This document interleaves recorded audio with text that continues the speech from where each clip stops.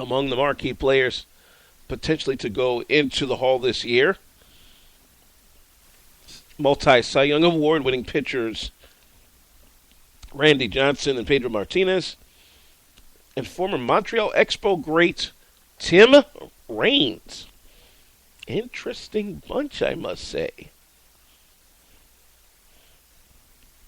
Also set on the ballot this year. I mean, this is a who's who of folks. John Smoltz, the multi-talented pitcher, who was just as successful as a reliever as he was a starter. Craig Biggio, probably the most diminutive second baseman in history, that had a lot of power in his stature. Can't miss prospect Mike Piazza, who had a great career with the Dodgers and the Mets. Jeff Bagwell is also on the ballot this year. Roger Clemens makes an appearance. Curt Schilling back on the ballot. Lee Smith hanging in there as well. Fred McGriff is his inability to get that 400 home run plateau. Does that hurt him? Well, not 400, but 500. Does it hurt him? Alan Trammell, the former Tiger. You think you might need the Veterans Committee to get him in? Maybe. Edgar Martinez trying to get in solely as a designated hitter. Hey, he played 17 years in the bigs. That's some pretty good numbers. Why not? Can't forget Curt Schilling. This man pitched into another World Series win with a bloody sock. Now, you tell me what other pitcher would even remotely do something that crazy. As they say, it is what it is. The Afternoon Locker Room presented by Gigahertz. This portion brought to you by U.S. Auto and Tire, I should say, in Gary, Indiana. Let's head to the NFL real quick. 4 interesting games from this past weekend. We'll start on Saturday as the Carolina Panthers just chewed up whatever was left of the slumping Arizona Cardinals, who blazed out to an 11-2 campaign, only to lose their last 3 and 2 other quarterbacks in the process. And folks kind of knew, once they got down to that third quarterback, like they're going back into the playoffs. Sure enough, they barely got in with their 11th win. They haven't been the same since. Cam Newton, nice day for him, 198 yards in the air with 2 touchdowns and a pick on the ground. Jonathan Stewart had a great day, 24 carries, 123 yards, and a score. And we'll add a third guy to the mix, Fozzie Whitaker, with a 39-yard touchdown catch as the team's receiving leader. Boy, tough day for Ryan Lindley in his first ever playoff appearance. 16 of 28 for just 82 yards. A touchdown and 2 picks. Total yardage, would you believe the Arizona Cardinals were held to a league worst 78 in a wild card game. That has never happened, ever, since the wild card was introduced. It just goes to show you just how important Carson Palmer was to this club when he went down with that ACL injury back around week 11. This team was just not the same. I'll tell you another team that's definitely going to be looking for some new personnel soon are the Cincinnati Bengals. They could make it to the playoffs. It's just that first round game, it just seems to be the bugaboo. They lose to the Indianapolis Colts on the road, 26-10, finishing their season at 10-5-1. Of course, that lone tie they had with the Carolina Panthers. Andy Dalton, might be finding some work next year. This is his fourth straight game in the playoffs that he's lost since the start of his career. You know who else had 4 straight losses in the playoffs to start their career?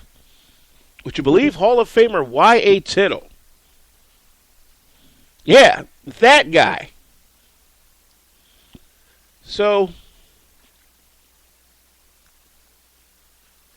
all isn't lost for Andy Dalton because he is a pretty decent regular season quarterback, but he's got to understand, you got to dial it up a notch when you get into the playoffs. That's what separates you, Mr. Dalton, from Aaron Rodgers, from Tom Brady, and definitely from Russell Wilson. I'm just saying. Tell you, the Hatfields and McCoys were definitely out in this next game.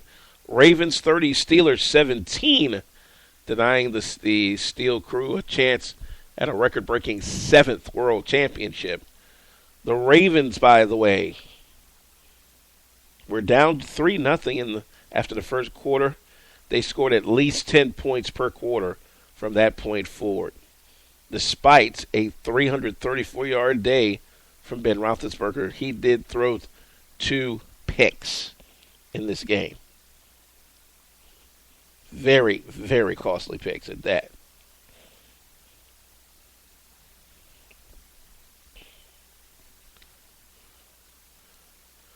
Here's a name you might be wanting to listen to down the road, especially for those of you who play fantasy football.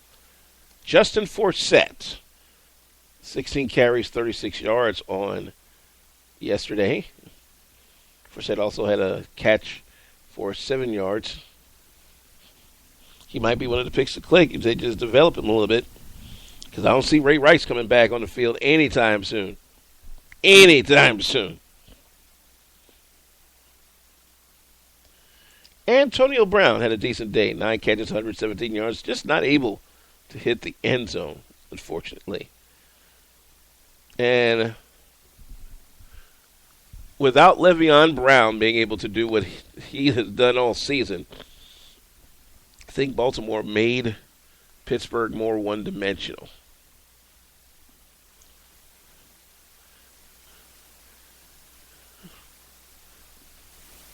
Finally,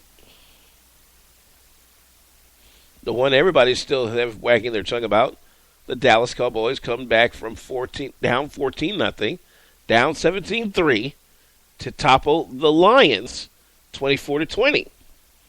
Game-winning catch was by Terrence Williams late in the 4th, under 2.5 to play. Tony Romo finally got him a great game in. 19 for 31, 293, with 2 touchdowns, no picks. That's key. It's very key. Matt Stafford, on the other hand, 28 to 42, 303 yards, a touchdown and a pick. Yep, Matt Stafford's another one of those that might be good in the regular season, but not exactly quite the same in the postseason. So here's how everything stacks up coming into round number 2. This is the divisional round. Indy's got Denver this time. Meanwhile, Baltimore, I believe, is going to...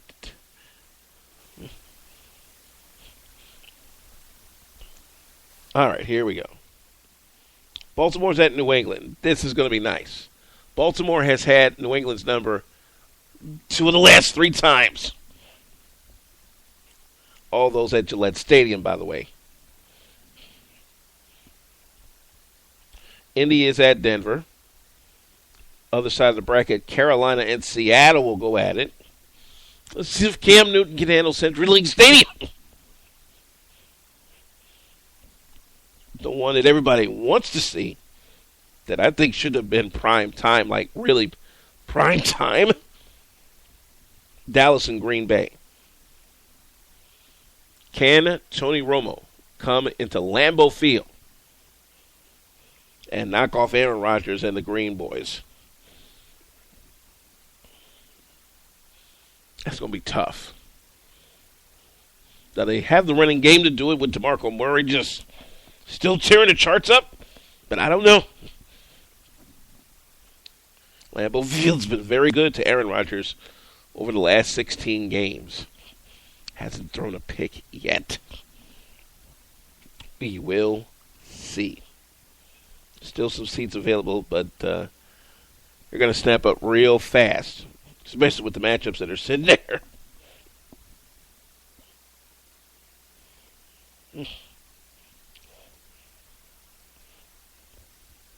One more break and we'll jump into the association and the NHL.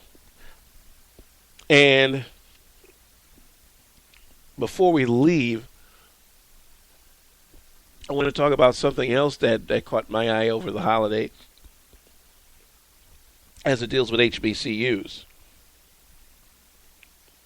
or what we could possibly see as the death of HBCU football as we know it. Don't move a muscle. We're back in the flash. This is indeed the Afternoon Locker Room, presented by Gigahertz and only on the Arena Sports Network. Quality products from Bridgestone, Firestone, and great service is what sets U.S. Tire and Automotive apart. Our service department specializes in brake service alignments and oil changes for customers just like you. Come pay us a visit at 3350 Grant Street in Gary, Indiana, or call 219-884-4600, or visit us online at ustire-auto.com.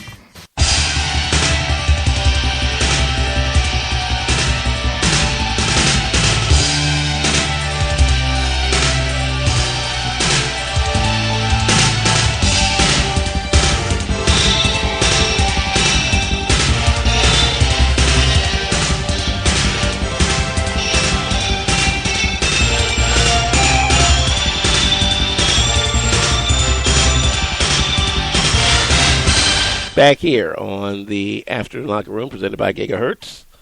First new show of the new year. Thanks for all of you who are listening in right now. As we slug along toward the end of the show, let's jump into the association real quick. Go back to Sunday, and I'll tell you a lot of these players around the league, hearing the announcement of the passing of Stuart Scott, boy, they internalized it a little bit, and then took to Twitter and just lit everybody's life up. Like, hey, this was that dude back then, and he was. He definitely was. Mavericks over the Cavaliers, 109-90. The Cavaliers playing in another game without LeBron James, who was out for the next couple of weeks with that injury. Kyrie Irving also hurting himself in this contest. So this Monday's game with the Cavaliers and the 76ers will be the first this season without either Irving or James on the floor at the same time. Kevin Love holding things down with a 30-point performance, but boy, it has not been enough. Monte Ellis for the Mavericks, 20 points. Boy, he has got new life in Big D. Speaking of which, Detroit over the Kings, 114-95. There's a Brandon Jennings signing, 35 points, 7 assists, 5 straight in the win column for the Pistons since the unloading of Josh Smith. Heat hold off the Nets 88-84. Chris Bosh with 26 in the victory, holding off Joe Johnson's 19. Bucks strumming right along without Jabari Parker in tow. They knock off the New York Knicks 96-82. This is the 11th straight lost.